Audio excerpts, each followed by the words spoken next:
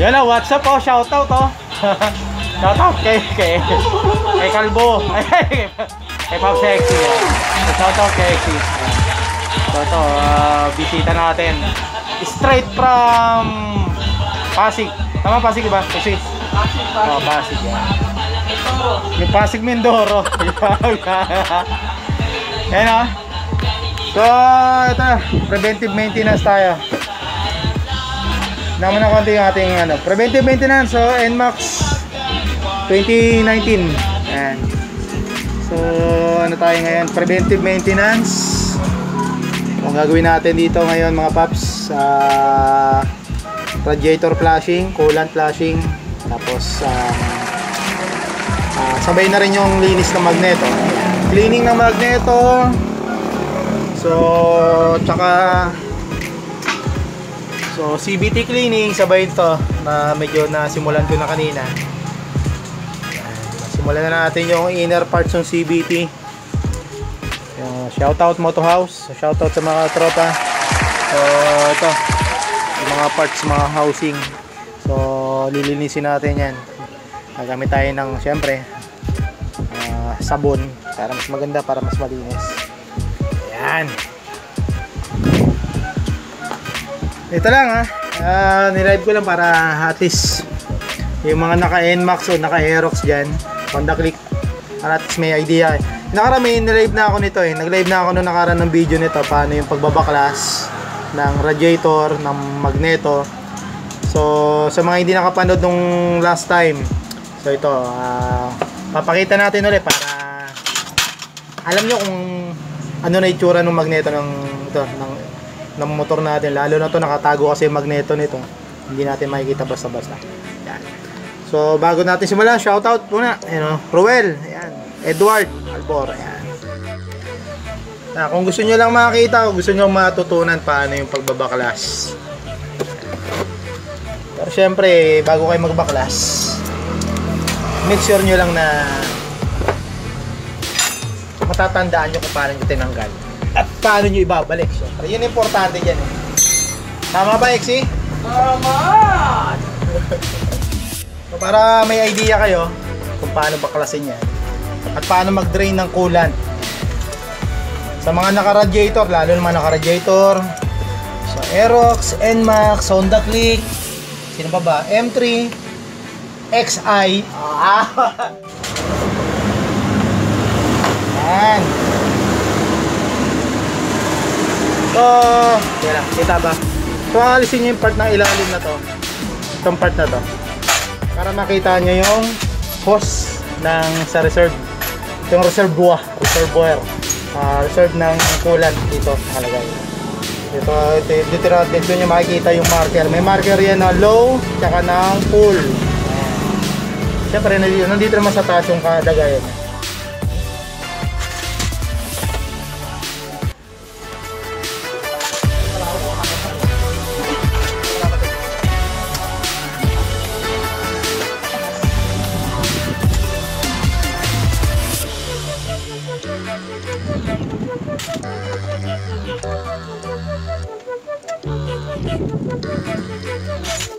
Wala lang yung tubig.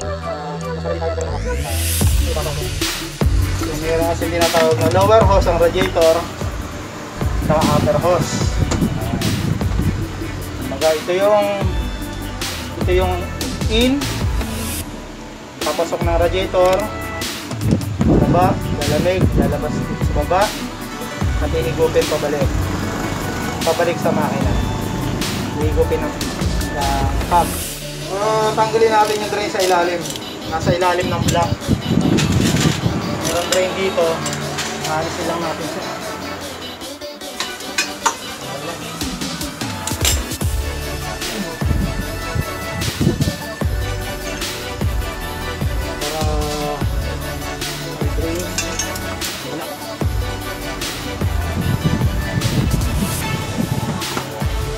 Ito yung maliit na bolt sa ilalim ng block.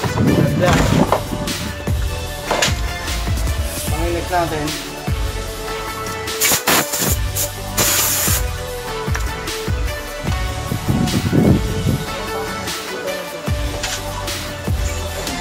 natin tong lower hose. Lower hose naman. Kami tayo ng magandang pangtanggal. Gamit tayo ng mechanical pliers o itong hose.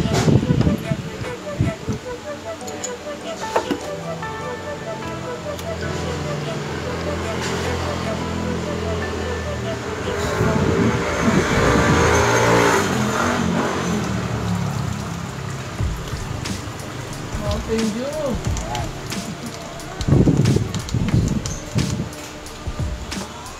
So, may drain na dito.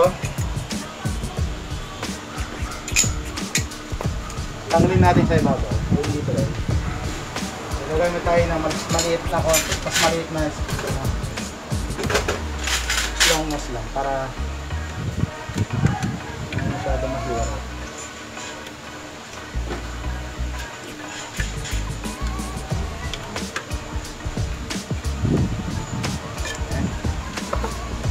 Natin yung tulak yung bahagya.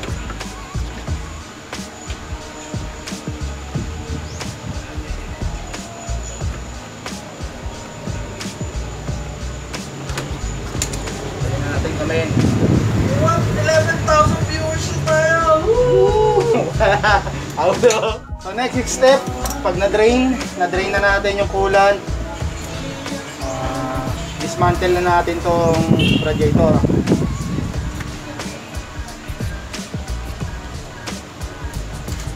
Una, alisin mo dito ang hose sa ibabaw. Ito kasi yung tinatawag na bypass hose. Ito yung umihigop ng coolant sa reserve. Itong hose na yan.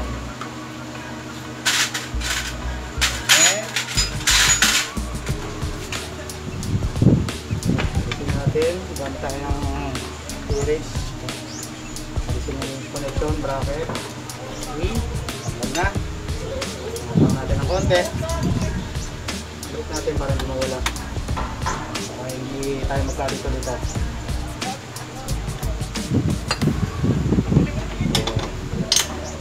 Babaklas ito, 4 na tornilyo lang. 1, 2, 3, 4. Tornilyo lang ito mga paps.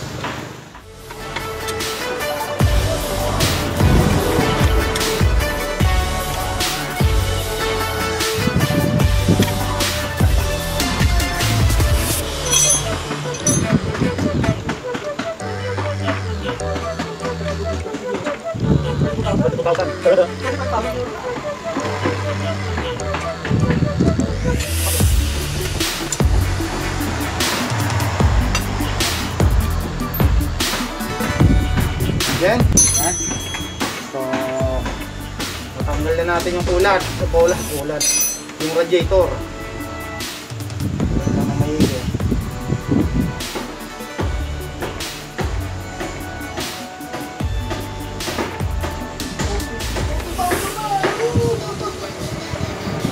Dito na tayo sa itong frame, yung bracket, yung holder ng radiator.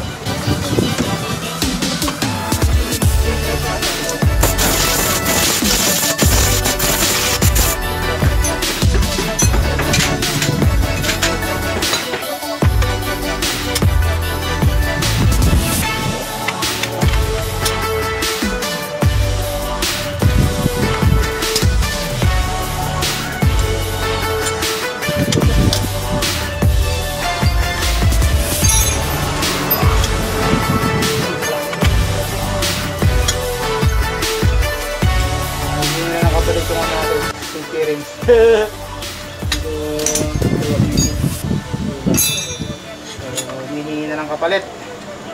Tanggalan natin yung frame. So, okay. Parang hindi nakakita ko.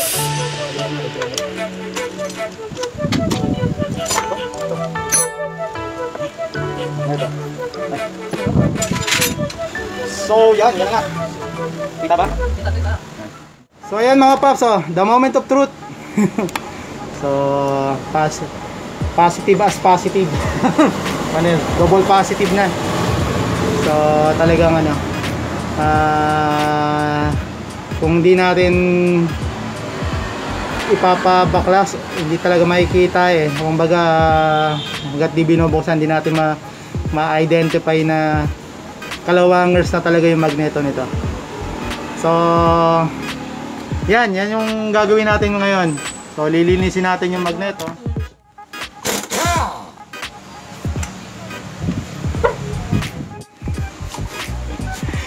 Yung nagbebenta ng improvised puller. Hindi natin mention mamaya, Baka mabash pa. mabash pa tayo eh. Ayan na natin. Kanya-kanyang ano yan eh. Kanya-kanyang negosyo.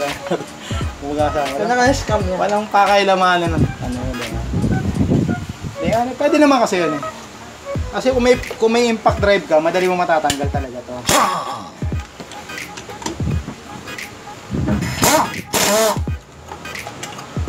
Right? Woo! Pangmon! Ito na siya mga paps, mga boss, mga lodi, mga master. Kalawang talaga. Siyempre katagalan yan, hanggat hindi nabubuksan o hindi nalilinis, talagang uubusin niya yung ano na yan. Talagang paunti-unti talagang kakainin ng kalawang tong magneto natin. Hanggat kung hindi maagapan, yung masaklap na mangyayari dito talaga. Mga uubusin niya to. Alam niya man ang kalawang eh. As long na may bakal, ang kalawang nandiyan. 100K! Yo, 100! Uy, shoutout sa 100k ano natin, viewers. 100k viewers. So yan mga pops, ito. So ang gagawin natin dito, lilinisin natin to, i-cleaning natin, tatanggalin yung kalawang, and then saka natin na pipinturahan. So gagamit tayo ng pintura, yung high temp na pintura. Hindi pwede yung basa-basa pintura lang. So gagamit tayo ng high temp na pintura. Yung para kayanin niya yung init ng makina. So mga paps, kung magdi-DIY tayo, ang may papayo ko lang, number 1 yung basic, kailangan yung safety natin. So gagamit tayo ng eye protection para hindi matalsikan yung mata natin kapag nag-grind tayo. So ipapakita ko lang yung medyo yung mabilisan lang to. Kumbaga hindi na natin ito totally papakita hanggang sa matapos kasi masyado na matagal yon, baka maboring na kayo.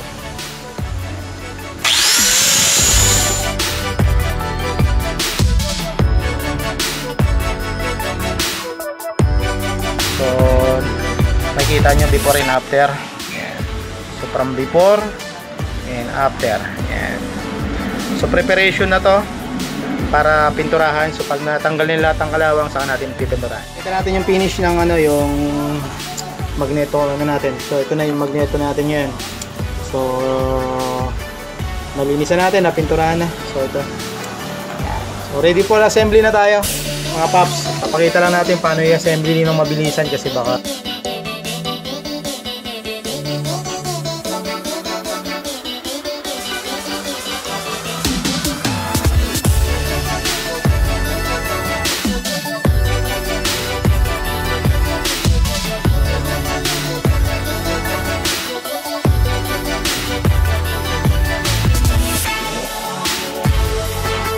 hanggang mapuno yung radiator. Kasalin na natin. So double check muna natin kung okay mga hose. Upper, lower, okay. Yun sa reserve, andun na. Pero sa taas, pero mamaya natin nakakabit na dito yun. Salin.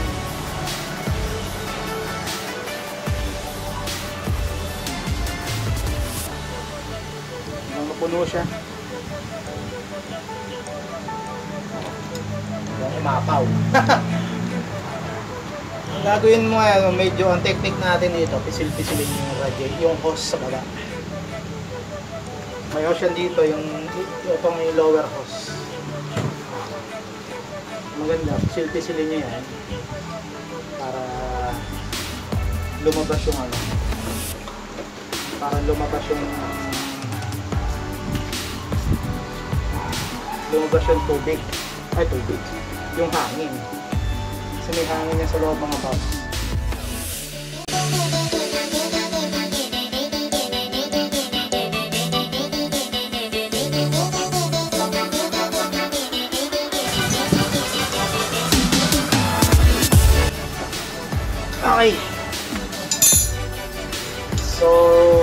start na natin yung makina. Start na natin yung engine. Bago, double check muna ulit, final check kung okay lahat yung mga hose. Nakakapit lahat. Walang kumalas.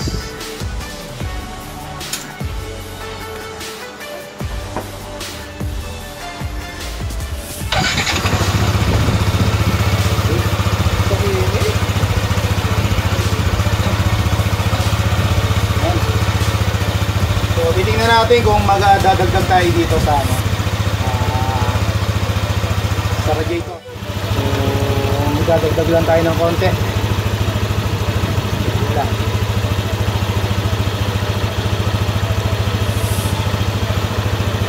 Wala.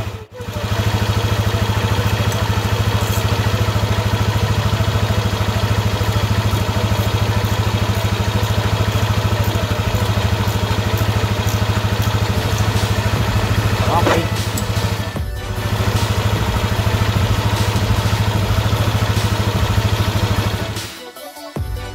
Tapos na, ginabi na.